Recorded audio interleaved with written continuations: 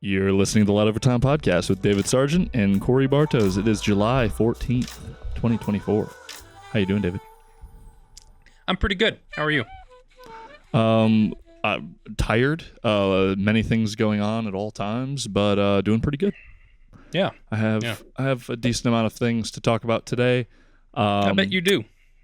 So let's just start with what you've been up to. A lot of coffee roasting, like an insane, when I got into the cafe, I was roasting 2 days a week, and then we shifted to 3 days a week in June, and now it's July, and like the week before the 4th, leading up to the 4th, it was almost every single day, and that kind of hasn't slowed down. I've spent in the last week, usually I spend a good 16 to 20 hours in the cafe, and I think I've spent 2 in the cafe, and the rest is pretty much roasting, packaging, wholesale, delivery, all that stuff. So it's been full steam ahead at work. I have got out to shoot a little bit, but it's mostly like hiking around with the kids and taking them out, and like I'll have my camera, and my daughter has her Nikon D3200, and we've been shooting side by side, which is really fun. So we did that. We actually did that yesterday, which I got a couple shots out of that I enjoyed. So that's kind of it. Not a whole lot of new stuff for me. So mostly work focused on, but yeah. Fair enough. Obviously, you know that a bunch of gear things and whatnot have happened. I'll go into that a little bit. This weekend was nice, though. We dog sat in Kalamazoo, Elle and I, and my buddy from work had kind of inherited more or less a bunch of old camera gear. He got a 5D Mark II and a handful of lenses and stuff like that. But he has a 150 to 500 Sigma EX lens. Whoa. So a really old super telephoto from Sigma. Uh-huh. But we're borrowing it right now because Elle has her dad's like old Canon Rebel. And so I got her playing around with that. I got it on a monopod just so she doesn't have to drag around such a heavy, crazy thing. But we got some burbs going this weekend, which was fun. Utilizing the new camera, which I'm shooting this episode on, I was going to get a Nikon Z6III. Thought it was a great idea, and had a pre-order. You were right there. You were so close. I even had a Type B card, a M42 to Nikon Z adapter, and a spare battery that I had already had in my physical possession that I ordered. So I had it by time it showed up, and obviously returned that. Obviously canceled my Nikon pre-order, as David knows, and that was mostly due to the A9 III and 200 to 600 rental that I had.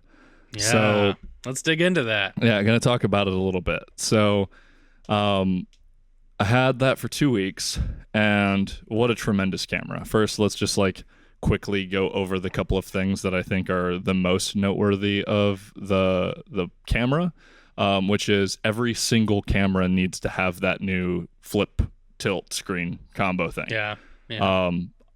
I obviously thought I'd really like it, but this was my first time really having it for a little while and playing. It's incredible. It's so good. It feels mad sturdy. I thought it'd be maybe potentially like a little weak feeling or something like that. It feels so good. Loved that. The 120 frames per second RAW, insane. Almost never usable. You don't really need that. Obviously, it's really cool if you got your tracking, if you're running a Sony lens like the 200 to 600, and everything's up to date, it's going to focus really quickly. It's going to track really quickly. If you want like a particular frame of a bird flapping its wings or whatever, you're never really going to miss the shot if it happens in front of your camera, which is kind of cool. Even this weekend, I think we still haven't decided if it was an Eastern Wood Peewee or Eastern Phoebe, but I have 3 or 4 photos from the A7C II where its wings are in the same position up, because it just happened that each of the tracking shots just boop, boop, boop, and it looks like it's just digital, like you're moving it along like a fence line. It was very funny. Perfect. That would not happen shooting at 120 frames a second RAW. Of course. but I had snapped off a few, and I have a Type A card, so I was basically getting max speed you can get from it. So my buffer was much longer than if I was using an SD, which I almost wish I put an SD card in it to make it slow down and not be able to buffer so many shots, because we went out and I turned off the shutter sound because they have like a little tiny speaker in it to, have the shutter so you know what's going on. And it has like a little flashy box. But 120 is so fast that the flashy box on your screen does nothing for you other than the fact that it tells you that you are shooting photos. Right. Yeah. There's no, but like the noise when it's on is just like, burr. So that's not helpful really either. And it sounds kind of weird, so I just got rid of it. But I forgot to. There's a dial that has your frame speed, and you can drop it back to like slow and have like a normal 20 or 10 or 15 or whatever the slow one is. And I think you can actually set each increment for the presets, which is kind of nice. But I had forgot that it was still on 120, and we go out shooting, and I have a 160 gig CF Express Type A card in there. And we're like 15 minutes into a walk, and I'm like, I have to delete stuff off of this card. Like, it's already almost full. Oh, wow. And that's 24 megapixels, but I wasn't looking. I wasn't chimping or anything, so I was just like snapping photos and doing my thing. I was like, I have shot like 1,600 images in 15 minutes. I mean, you see 10 birds give a second each. That's 1,000 shots, over 1,000 shots, Yeah, that's crazy. It's pretty wild. It's been a while since some kind of technology like really threw me for a loop, like really had me going, I need to like evaluate what I'm doing. I need to be smarter right, about because this. You're coming off the back of the A7 IV, which has a 10, right, max? Yeah. At its best. So 10x, more than 10, 12x that. Yes, I would be thrown as well. The feature that I like the most, though, so the global shutter's great. I didn't really get into too many opportunities to really test the like rolling shutter in my photos. It never really became an issue for any of the stuff that I was shooting, other than the fact that I have like a string of Kingfisher shots that I know for a fact would not be as clean if I didn't use the A9, because I was tracking it through trees. Yeah, and I'm almost certain that would have just been jello and chaos. Not to mention I got like a bunch of clean snaps in that string, and I think I was shooting at like 30 FPS at that point. I had set it to like medium. Which is amazing. Like 30 FPS RAWs is crazy, let alone 120. But what's sweet is that it can go up to 1/80,000th of a second. Yeah, that's pretty incredible. Like, you're like shooting wide open and being able to shoot whatever you want at whatever speed you want. You're freezing every little bit of any kind of bird, small birds. Like, I was hopeful to find a hummingbird because I really wanted to try and shoot it at 1/80,000th of a second. I thought that'd be pretty cool. I never found one. But the experience was really good. The more modern AI autofocus is incredible. I really like the algorithms they have in there. I was getting a higher hit rate 100%. It was just easier to use. I was just going to say, can you explain like what the nuanced feel, what the difference is in that? Do you feel... or do you see it visually like sticking a lot more? That's pretty much it, is that I wasn't getting as frustrated. And I had switched over to back button autofocus because at least with the 200 to 600 when I was shooting through stuff with really small birds, which I really like really small birds, it was still often just kind of, even with the smallest point, trying to hit it and track, it would be like, nope. So I've been... I went back to back button just so I can full-time DMF and like roll my focus back to get it to stick. So I'm getting faster at doing that. But I just felt like it was much stickier more often, especially like I think I have some indigo bunting shots where it was like bouncing from twig to twig and it would stay on the bird. And I'm moving the camera and like, tracking along with it. And it's just like in between branches, just sticking a little bit more. It has like the bird and animal algorithm, but then it has the bird only, and it has like the trains and airplanes and stuff too. But it legitimately felt like it was being more accurate and way stickier. So I was already happy with that, and I was testing it next to the A7 IV. I'd go back and forth and shoot a little bit, and so at this point I still hadn't gotten rid of my Nikon pre-order.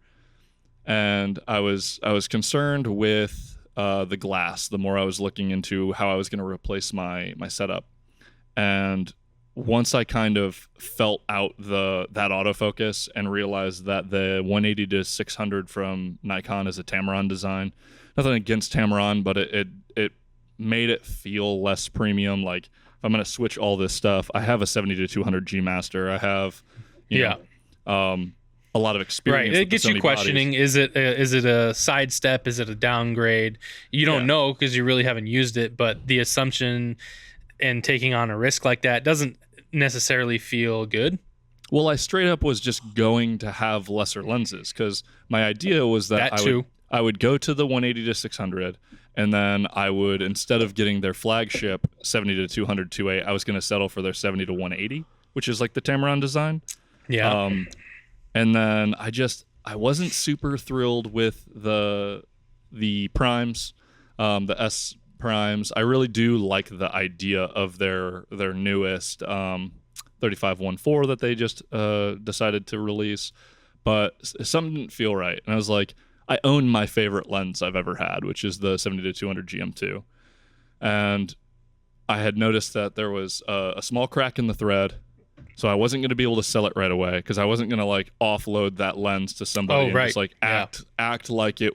Oh no, I've had a filter on it the whole time and it was perfectly fine and functional, but I wasn't going to do that, and I wasn't going to take like a $500 to $700 hit because like the thread was cracked. Right. And you know, I'm a pro support member, so I sent it in to get a quote on how much it would cost to repair, and it wasn't cheap. But I went ahead and fixed it because I do like the lens a lot. I'm going to try and be more careful, use my hood more. I actually got filters to run with the hood because my current ND filters couldn't do that. And they were like, my Tiffins were too wide to go on with the hood. So I don't think I've ever had that issue before. Yeah, the Tiffin ND, like the variable NDs, just have a really wide ring. Yeah. Not just like single stuff, but sure. I don't think I've tried a hood with a variable ND. Yeah. Yeah, well, I'm shooting video like a ton, so sure. You know, I'm often using that, and the Tiffin was okay, but I've had it for 6 years or something like that. So I was like, okay, let's upgrade. Went with a Polar Pro, the Chroma VND, their new one that has the polarizer and stuff on it. All that should be great. We'll see how that works. I also I think I got an everyday filter for it as well because I was really liking the everyday filter on my 35 GM. What is that? That is the 1/4 black mist circular polarizer that they did with Short Stash. Cool. Really cool filter. It lived on my 35 while I had my 35. And then I also am kind of excited. So I guess I didn't really. I started jumping around, but I did end up buying the 200 to 600 again. This is you did. This is the second time that I've owned it. Very, very happy about that. But I ordered a 95 mil coarse thread circular polarizer for it. Yeah. Which I think is going to be really fun. I really like the idea of pulling off the reflections on water when I'm doing like water birds and shore birds and stuff.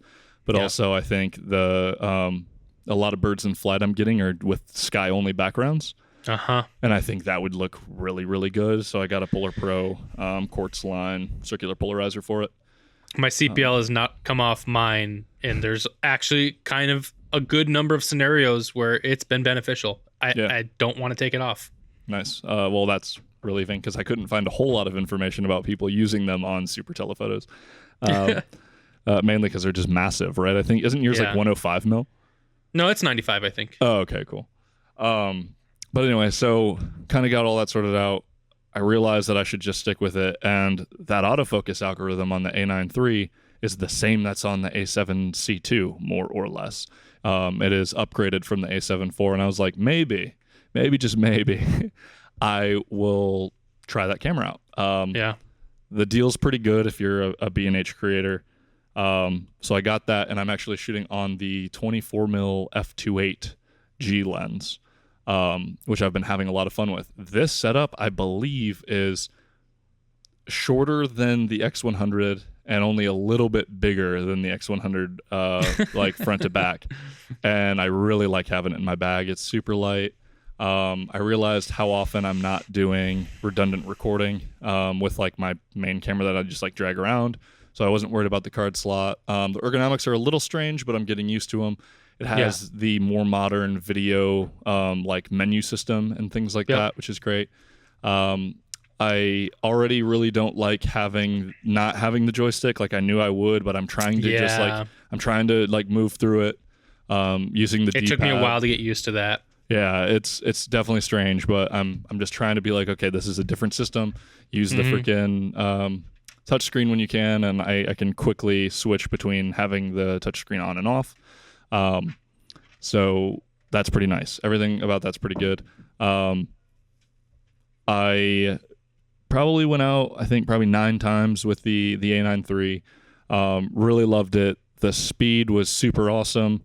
And everything that I had previously mentioned was really great about it. However, the shots from the 24 megapixels and whatever is going on with the global shutter, sometimes shots that were absolutely sharp, like technically, like I know I hit focus perfectly and everything like that, there's just like a muddiness about them.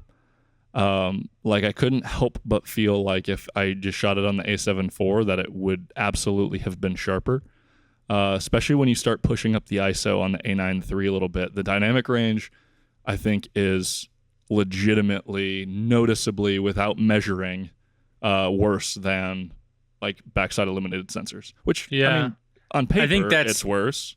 Yeah, I don't think that's an opinion. That's like factual. No, it's factual, but like you go, okay, well, how much dynamic range do you really need?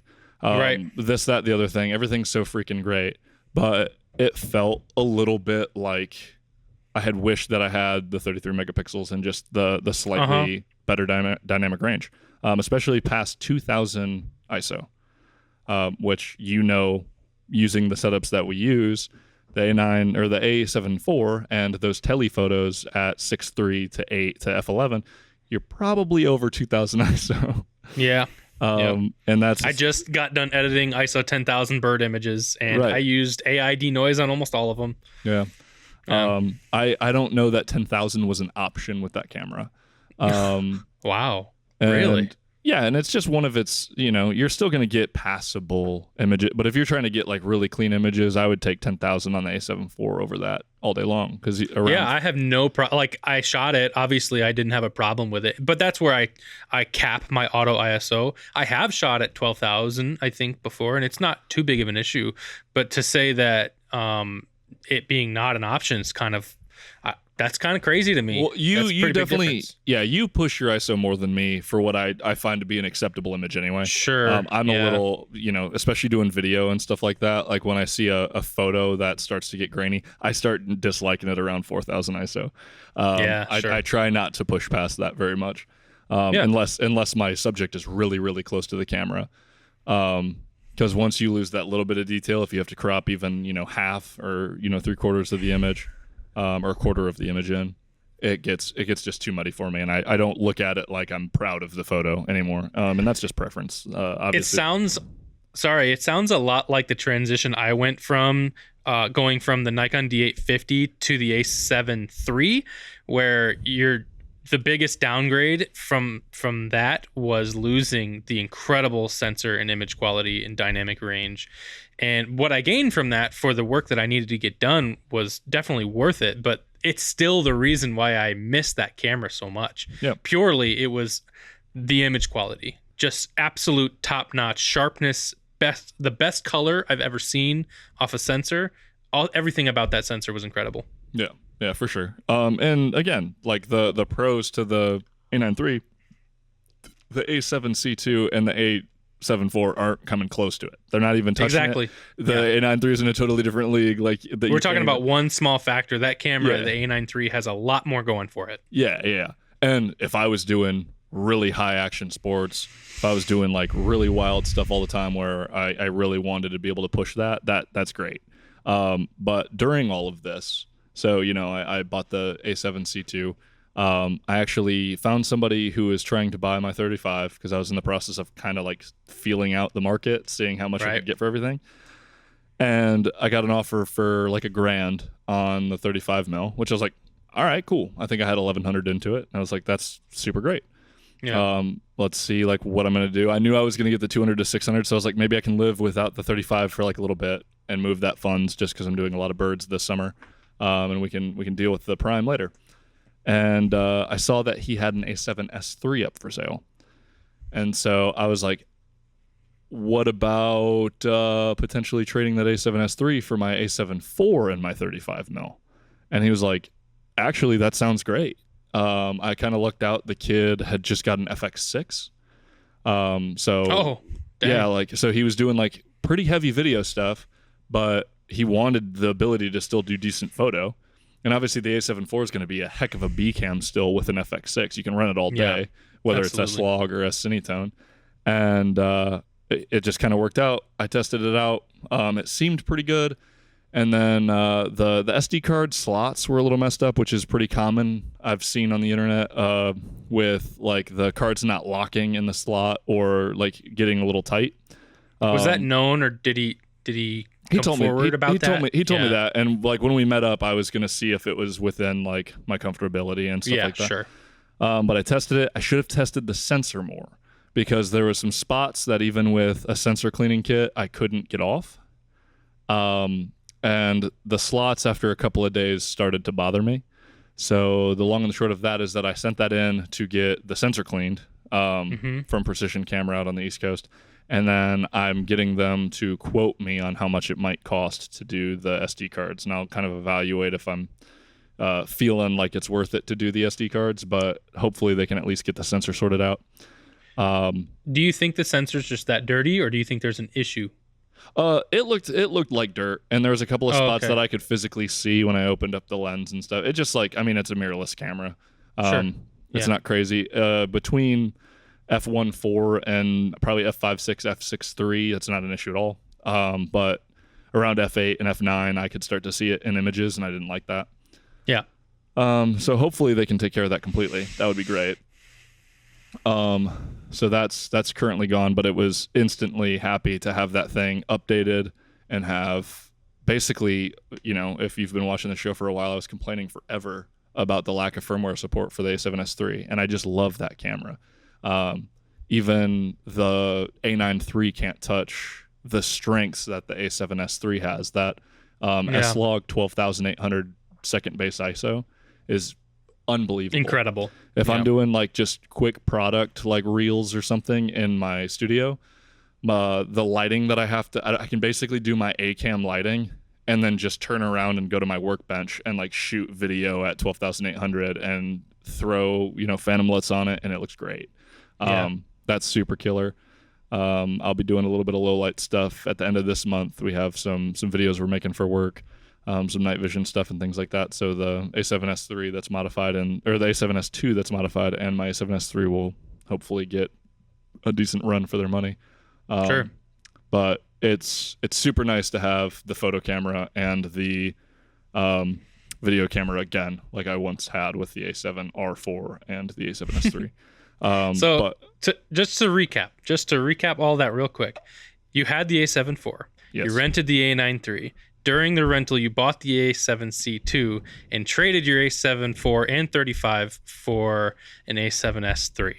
Yes. So you currently have an A7C II and an A7S III. Yes. And you got the 200 to 600. Yes.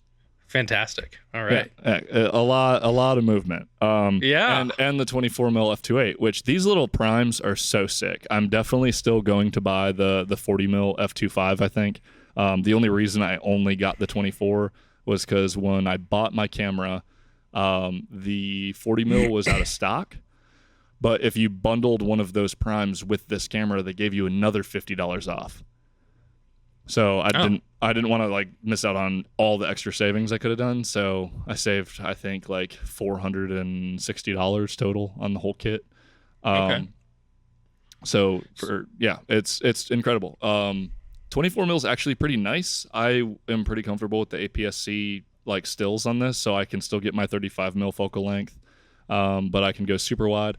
I can, like right now I'm on APS-C mode shooting the podcast because I was using the 35 for that, And yeah, it's sticky. I like aperture rings.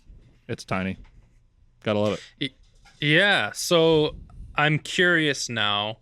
You're holding on to the A7C2. You just used the A9 III. Are you thinking that you may want that camera in the future, or are you holding out for possible announcements for the end of the year for A7 V, A7S4? What are we thinking there? I think where I'm at right now with my current kit is I'm probably going to get the 24-70 from Sigma, the new second version.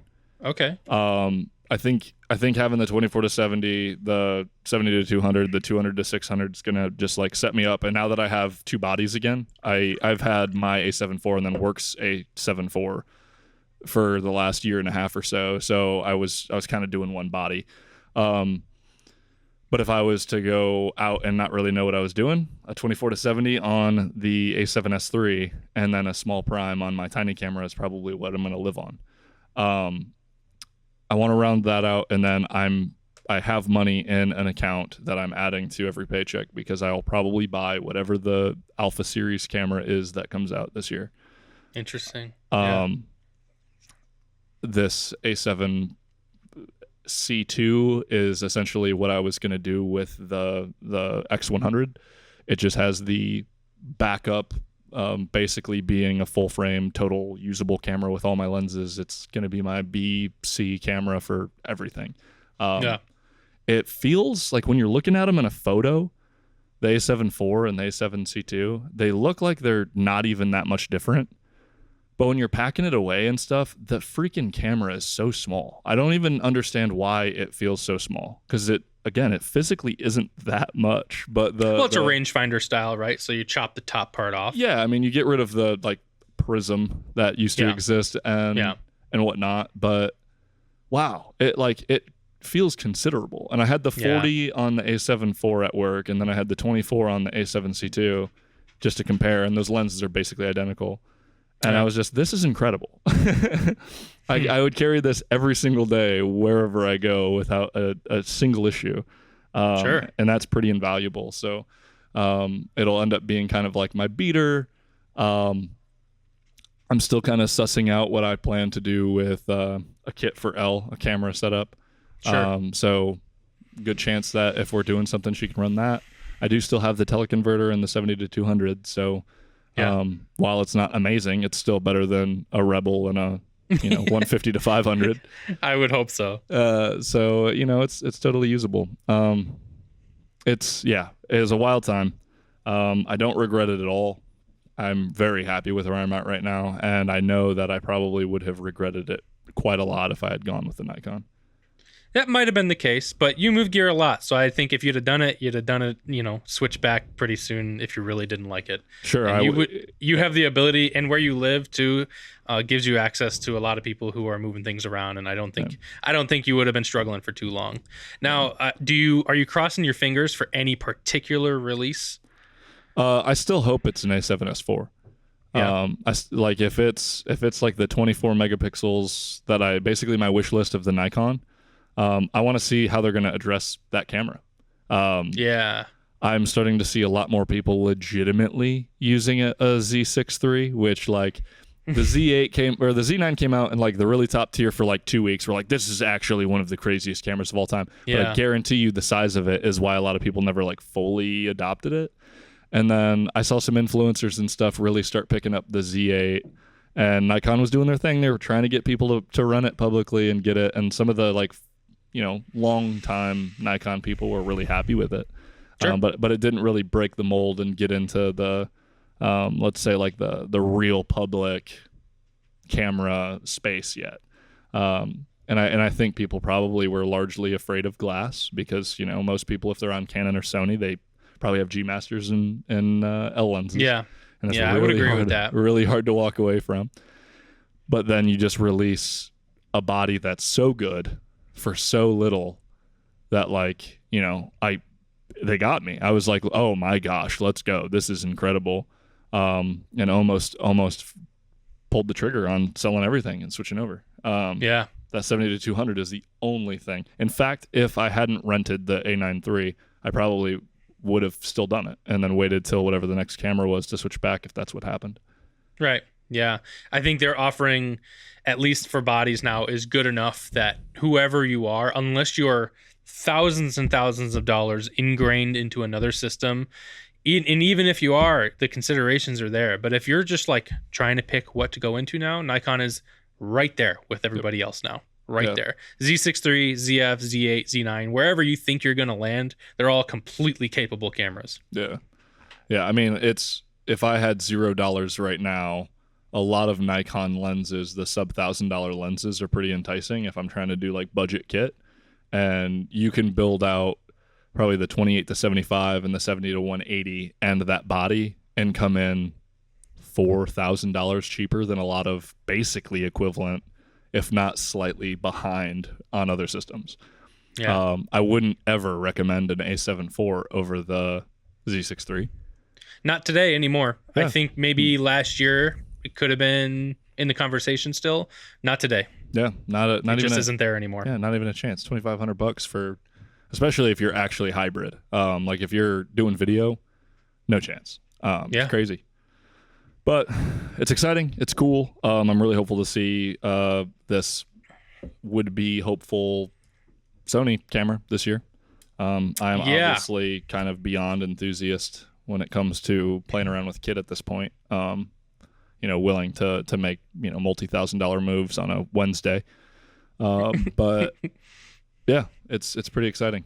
I'm happy. I did want to note the trials and tribulations deciding between the 150 to 600, the 200 to 600, and the 60 to 600. That was really starting to like call my name. Yeah.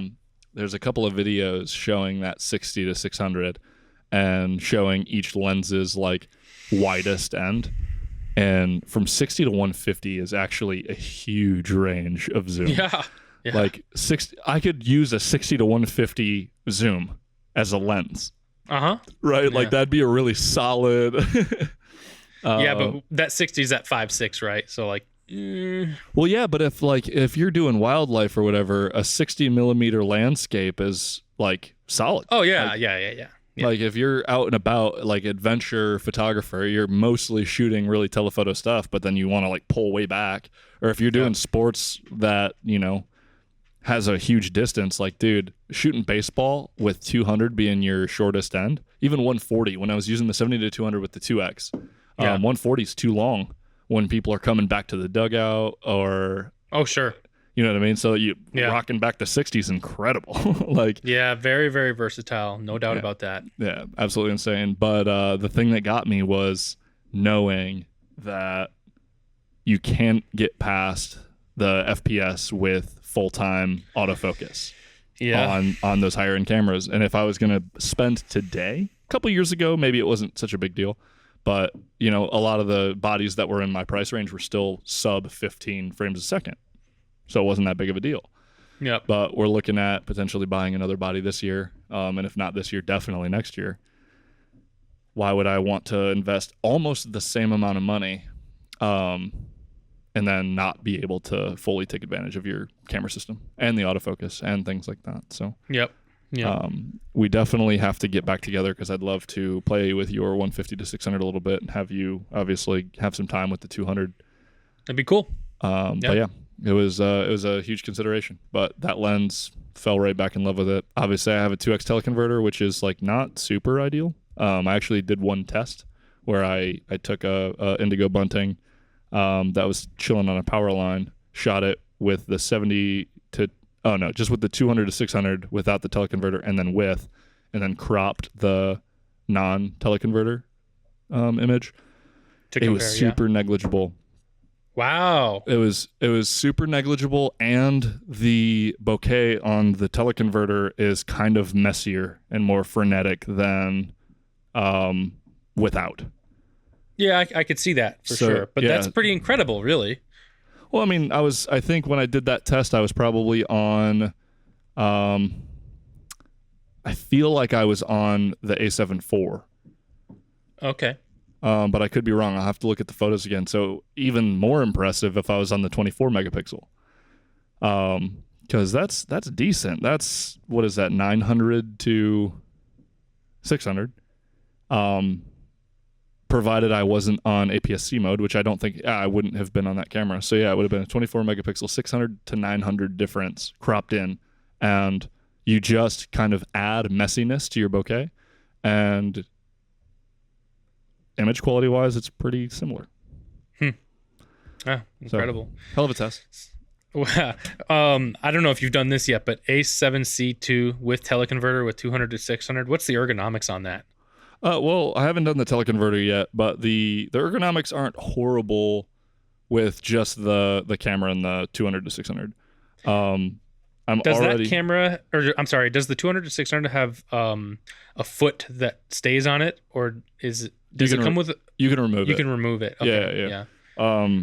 And it's not a ring around the whole body either. It just slides off the bottom, and when it slides off, it has a quarter 20 under it after you slide it off. So often I'm using a black rapid strap, and I actually take the foot off and then just screw the black rapid strap into the lens.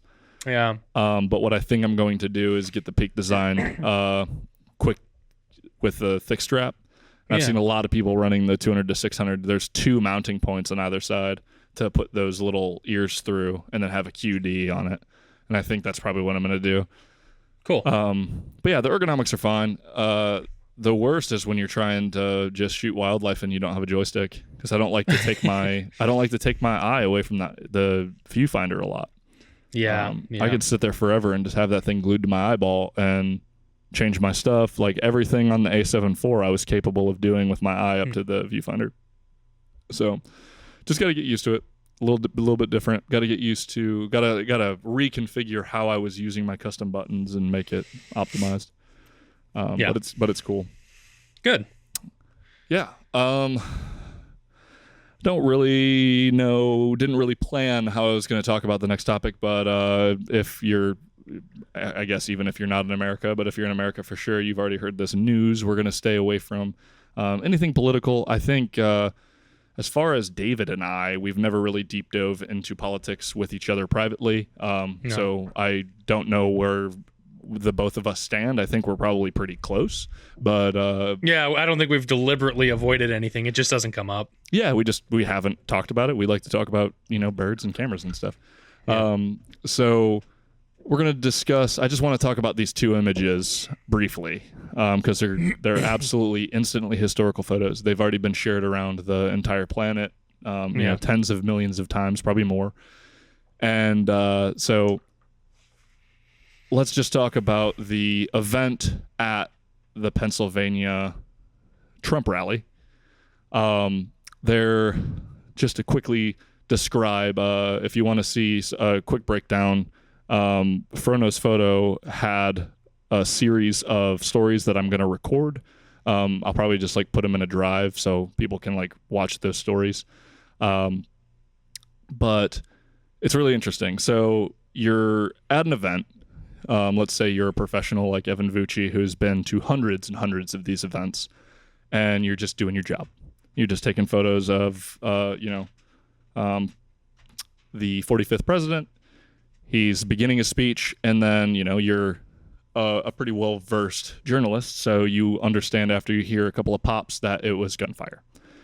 And the reaction that Evan Vucci, Doug Mills, and a couple of the other photographers had is kind of wild, because I'm familiar with war journalism, I'm familiar with a bunch of stuff, but to see it most recently put into practice in that way is really wild.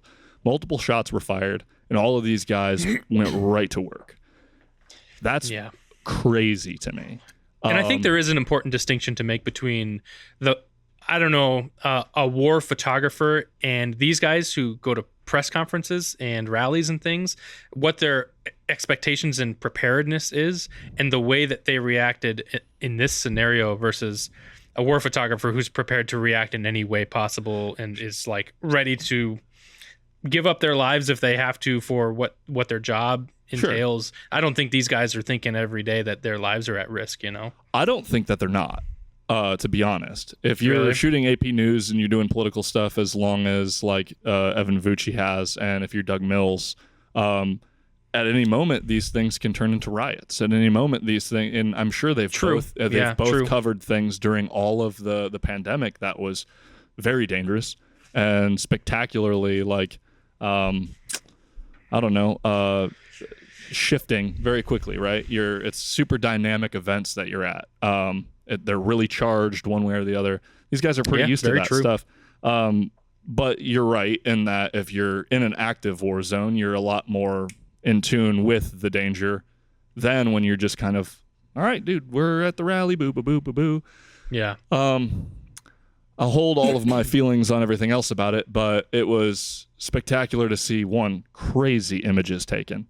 Like it's almost as good as some of the like really hilarious like Donald Trump like the mid-journey prompts, like Donald Trump's getting taken by the Secret Service to jail. Actually, yes. Yeah, right? So we're used to seeing those from last year. They were going around those like were crazy. The jokes. Yeah, here it is. And it's like, I feel like it's just like a crazy prompt from one of those. But Fro goes into it a little bit, but the freaking composition of Evan Vucci's photo is not only like right place, right time, but shooting hundreds of thousands to most probably millions and millions of images over his career.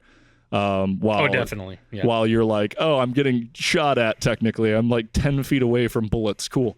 And snapping this image. Absolutely wild. The Doug Mills shot with the bullet, I'm sure you saw. I think you sent it to me. Yeah. Yeah. I don't know what he was using. I know Evan Vucci was using an A9 III. I have to imagine it had to be an A9 III, right?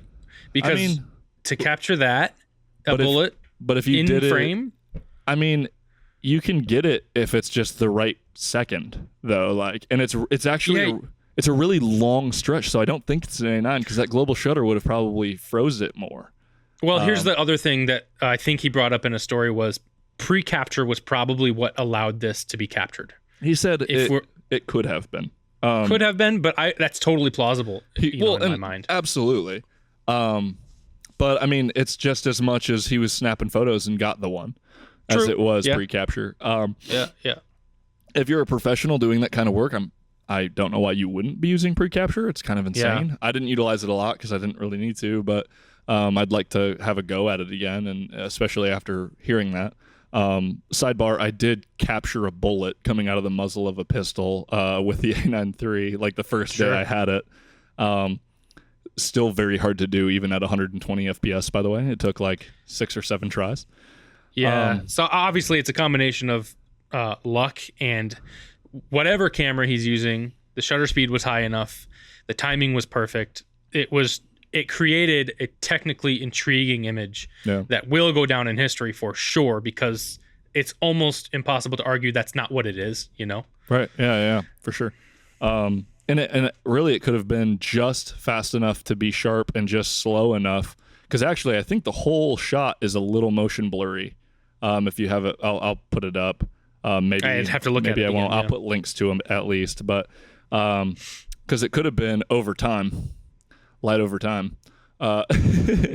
Potentially. To make because I guess if the global shutter was still being used and it was in pre-capture and whatever his shutter speed was, it could have just, pulled it over that second or whatever. Split second. But absolutely crazy. You're not going to not hear about this week. People will talk about it again. And that shot was Doug Mills, New York Times, I believe. Yep. Yeah. Yep, Doug Mills. What's crazy is, like, as a photographer, I've said so many times, the reason I always have my camera with me is if some wild thing happens that is like needs to be captured. Sure. But especially after, I think it was 2011, I saw a UFO in Michigan. Not extraterrestrial. It was definitely U.S. military UFO, but it was a UFO And I was like, man, if I had any of the kit that I have nowadays, I would have 4K 120 footage of this thing. It would no longer be UFO. You just zoom in and see what it is. Yeah, I would have had so many freaking photos of this. And now I refuse to let that happen to me again. Sure. Yeah. But it's strange because, like, I definitely wouldn't want to be in that position. No, like, let's be clear. An innocent person died. There were 2 people in addition that are injured. The perpetrator is no longer alive as well. Like, this was a very dangerous situation for everyone there. Yeah, and just absolutely insane. I couldn't even believe it. I heard about it first because I got a text from my buddy, and he has done similar details as in law enforcement, like private security stuff for different politicians during his career. And so this is like, analyzing this is something that he is probably going to be doing all week. But I was at a little soiree with my partner's family, and Sure. it was like, I was like, I don't know how to not talk about this right now because this happened literally seconds ago. Yeah. And yeah, it was pretty wild. It is very, very insane. From a photography standpoint, it is absolutely historic, and it will be in history books forever. There's no forgetting these 2 images. Yeah. At least the one. The other technical, the Doug Mills shot is, from a photographer standpoint, much more significant for people, I think, because we kind of understand the technical stuff that has to go into making that kind of image work. Sure. But the Vucci one is going to live on forever. Yeah. Yeah. And he's a Pulitzer Prize winner, and that will probably get him another one. Yep. And I mean, you're going to see that on the rest of this this elections campaigns. That's going to be the whole thing. That is a really crazy turning point in 2024. But yeah, that was insane. I guess related because of the A9 and things like that as well. But Sure, you know, it was definitely top of mind for me. And I know Jared Pullen had indicated that he thinks it was probably A9 IIIs all around that were doing the work, and it would make sense to me. Those guys are always using the absolute top of the line stuff. So yeah, yep, pretty wild. Just gonna roll into new stuff. Didn't want to not talk about it, so hopefully that was within the limits of not being super annoying for some of you who definitely do not want to hear American politics on this podcast. A couple of things that I did want to talk about. There's just a couple random things. In 3 days, Canon has their big announcement presentation thing. We're looking at probably the R5 Mark II, maybe the R1 officially, right? Is that where we're at in the timeline on Canon? Yeah, that's right. And it's hard to guess which one it is. They're hyping it up pretty good, which makes me think R1. But they've been a little unpredictable lately. Yeah, and like the R1 kind of makes sense because we are at the Olympic, like, right? Yeah, you know, but also it could be both. So, which would be insane. Yeah, it would be kind of insane. But I think that market is segmented in such a way that releasing them at the same time is probably better. If somebody needs the hottest new body, you know, they've been running R3s or something for a while, and they're like, I just need whatever the new goods is. I want better battery maybe, or I want like my updated autofocus. I'm running the 24 to 105 f2.8 or whatever, and I just want this to be the best of the best with Honor Sir Fro. And you're going to have people that absolutely are going to grab an R1 over anything because it's the camera that they use. They've always used the vertical grip bodies. They need the best of the best, all the speed, everything like that. And then for a couple $1,000s cheaper generally, maybe even more, because back in the day, the 1DX Mark II at launch was insanely expensive. Yeah. But the R5 Mark II is just a totally different camera that system needs. Yes. The R5 is super old. They're on... they've already refreshed the R6. You're going to want to have whatever new algorithms for autofocus and everything. You're going to want to have way updated video because the R5 is behind. I think they were already behind Sony, And now Nikon was like, yep, we have 3 of the best video camera hybrids that you can buy with money. Yeah. So I really do think like the larger megapixel R5 and the faster R1, I don't even think they touch the people that want either of them. Yeah, you're probably right about that. Yeah. But we'll see. It should be cool. Always exciting, especially pre-Sony release. You know what? And in addition to that, people who are in the market for an R1 might also be in the market for an R5 Mark II as a B cam. Right, yeah. You know? They might buy both. There are 1,000% human beings that are going to buy both. Yeah, for sure. Because they're going to... Yes. Yeah. Yes, They buy those 2 at launch, and they have their camera for the next 3 years. Absolutely. And especially if you're making money with your cameras, you're going to be able to sell that, a couple R3s in a minute. Secondly, having them release with the Z6III before whatever Sony's next camera is could potentially be incredibly good for Sony Alpha camera users, because they're going to have to step up whatever their camera was and get it to be at the best to match the market. Yeah. We don't know that it's an A7S4. We don't know that it's not an A7 V, which would be kind of crazy. Yeah. But it's going to be something. They're going to have to come and really bring it. As far as I know, I think they're going to probably have an FX camera. I can't remember if they were saying that it's going to be a successor to the FX9. But if that's the case, that's not even in this conversation, because it's not the same class of camera. No, but also like A7S4 or A7 V, neither of those really compete with an R5 II as an overall, stills, but also great video. I mean, like an A7 V maybe, but they're not, it's a tier down, right? A7 V would be like a tier down from an R5 Mark II. So I don't know. Maybe they, I don't know. It is, but then again, like you're talking about still however many years. This was 21. Was this December of 21 or October of 21 that the A7 IV came out? A7 IV, yeah, that sounds about right. So if we're thinking the flip screen, the autofocus algorithms, the video menu, and all of these things are going to be improved on that next body, give it maybe even more than 33 megapixels, the A7 V might be competing with the R5. I don't think it'd go to 60, because I don't think it's going to push the R series, but I could see it being that more middle ground and trying to push maybe 6K video or something. You're dealing with that freaking Nikon, which is pushing you from the bottom end, and you're dealing with the R5 that's giving you pressure from the top end. You're going to find a way in between it, probably. One way or the other, you got to compete with one of them or both of them. Do you think, or do we know if Sony makes that stacked sensor in the Z6III, that semi-stacked sensor? I do not know. I don't have confirmation one way or the other. I'm curious if they do. They would have had the insight to know, like, the dynamic range hits that we're seeing that the Z6III is taking. I'm curious if they allowed Nikon to use that first to see what the public's reaction to it would be before it was put into a presumptive A7 V.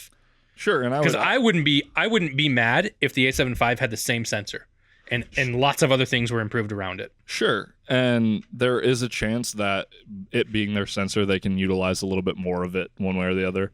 But there's also a chance that was probably the sensor before the sensor that they're gonna use on the A7 V. I have a harder time believing that they would just go ahead and use the same sensor, but the last 2-3 years we've basically talked about how all the sensors are pretty fire. So like, right, I wouldn't be mad. It's going to be a whole lot of other conversations to differentiate, which is going to be what people are utilizing it with their processing and their AI chips. Honestly, if it was a little bit faster and autofocus was noticeably improved, had the AI chip, I would be pretty happy. Yeah. I mean, like I said, the screen, and like a better EVF.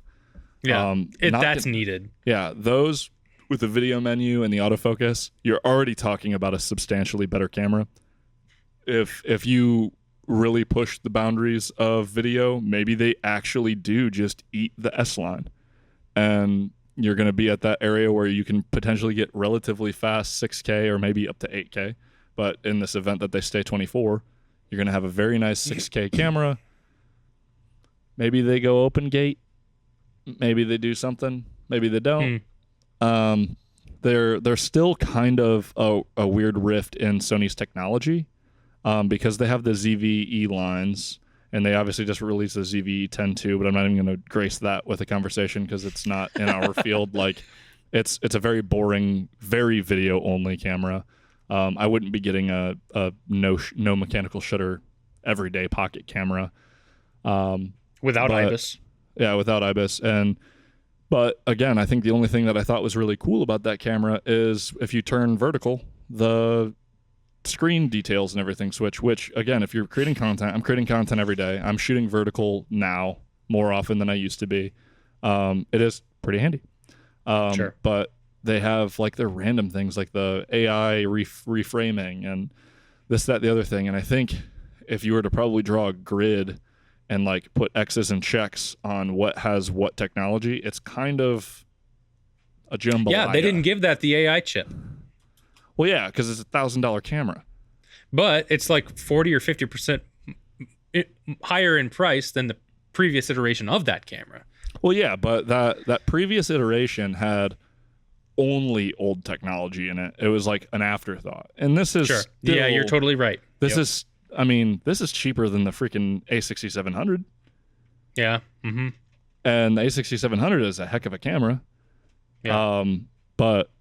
And that would have been a really hard sell for a lot of people because if I had to choose between one, I'm spending a couple $100 more and getting A6700 every time. Yeah. But, you know, some people like some of those quirky features and stuff. So I know you said it didn't warrant a conversation, so we can end that quickly. But it is like still obviously the cheaper camera targeted towards, you know, the I guess mobile content creators who aren't looking for the best of the best, but just good enough to get their content out quick. Yeah, but and the whole point of that was like I don't know where Sony's like mentality for this camera body gets that tech, this one gets that tech, like what decides some of the tech. Yeah. So like we really don't know. Even if they tell us today it's an A7 IV or an A7S IV, we're not going to be sure what that camera is going to have. That's going to tell us basically nothing, other than the fact that one will be hybrid and one is like video centric, generally. Sure. Yeah. But again, you're getting, like I said, with the Z6III coming out, kind of supports my. I think if the A7 IV got so much better at video, and like over the 3, that gap stayed pretty wide on the R to the mid tier. But the mid tier closed in on the S so much more than so like it would be kind of redundant to do an S at a similar megapixel count as their mid body, unless they could differentiate it more, because at that point you would go to an FX camera or something if you were really trying to differentiate to video. Right. That was a lot of words to say all of that, but you know, I like to talk. I'm a dork. Well, there's a lot of speculation. There's just a lot happening in the camera world right now. Yeah, it's fun. Obviously, we had some lens stuff, but that wasn't super thrilling. There was one other thing that I thought I wanted to mention. The Canon makes a bold statement. This was on Mirrorless Rumors, and it said, we are developing lenses with specifications that have never been seen before and that no one can imagine yet. And it's like this guy holding the 24-105 f2.8. I mean, that's an insane camera, the lens. Like the fact that they made that and it's like about the size of a 70-200. Wow. I haven't used one. I wish I could use one. I'd like to use one. But if that's what they're gunning for, man, if I was a professional using the high-end bodies and I was doing hybrid stuff, I would have a 70 or 24-105 on all of those bodies. Yeah, and we got a glimpse of that with the what was it, the 24-70 something f2? Like we were thinking they were going to be developing more ranges of f2 lenses, and I was hoping to see that. And if that were the case, it would push Sony and Nikon to go that route as well, to give more options all across the board. But it seems prohibitively expensive, maybe. And there maybe I would have thought they'd have sold them like hotcakes, but maybe not. I don't know. I mean, I know personally most of the Canon shooters that I know that are in the professional space have a 28 to 70 f2. It's just so freaking valuable. Especially if I would have thought so. Yeah, but where's the rest of the f2 lines? You know. Yeah. Well, I mean, maybe it just takes a lot longer to develop. You know, QC, they're brand new lenses. It'd be hard to do a wide that fast without that being absolutely massive, and then it'd probably be pretty hard to do any more telephoto than that. So yeah. I don't know if maybe it's something different that we're not thinking of. Sony released those new G lenses, and I'm actually really kind of considering checking them out. I love the size of the 16 to 25 f2.8. I think that's super awesome. When I was using 16 to 35s, I was basically always using it like pre-20. It's basically around the size of the 20 mil 1.8, but it's just more versatile, right? And then they did the 24 to 50, and I also really like the idea of that. The thing stopping me from loving that is that I can't get over how long it is at 24. Oh, really? Yeah, so it's the external zoom is all the way in at 50. Oh, and then so that's a little strange. So it's just weird, and I'd have to play with it because I know I'd probably shoot at 50 more often than not. And I know that because I run a 28 to 70 at work f2.8 all the time, and I'm shooting between like 50 and 70. So I feel like it's probably good. I know James Popsis on YouTube talks often about how it's perfect for him because it stays at 50. But it's quirky and different. Yeah. I haven't looked into the 16 to 25 more, but I think those are really cool lenses. Like, they're considerably cheaper than the G Master equivalents. If you're running primes like me, like I love the mid-range prime. I'm obsessed with 35 to 40-ish on a fast prime. So I don't necessarily need like the 24 to 70 or up to 35. So I like the shortened you're saving like $1,000 and like an entire lens worth of size in your bag. Right. So they're sweet. But obviously Canon kind of is going the other route with their differentiation, which was that giant lens. I'd love to see what else they do. And didn't they do they made an RF 120 to 300 f2.8 as well? Yeah, right? they did do something like that. Yes. It's expensive as hell, but the insane lens. If I was doing sports or something, I would have absolutely an R1 and that stupid lens with the 24 to 105 f2.8. That's just like all you need. It'd be beautiful. Yeah, absolutely. It'd be hefty, but I get paid, you know. That's right. In that scenario. Anyway, that was a lot. That was a heck of an episode. We'll probably be back to birds and some adventure photography next time. But let us know what you think about the current camera landscape, what you're excited for, make sure you plug our stuff to your friends who are also nerds. If you want to give us a review, I still would love to see what you want to hear from us, what you hate about our show. Mostly just what you like about our show, but if you want to tell me how much you hate me. If there's something really grinding your gears, I'd like to know what that is. Korey not shutting the hell up is grinding their gears. But yeah, thanks for listening, y'all. Hey, thanks everybody. See you next time.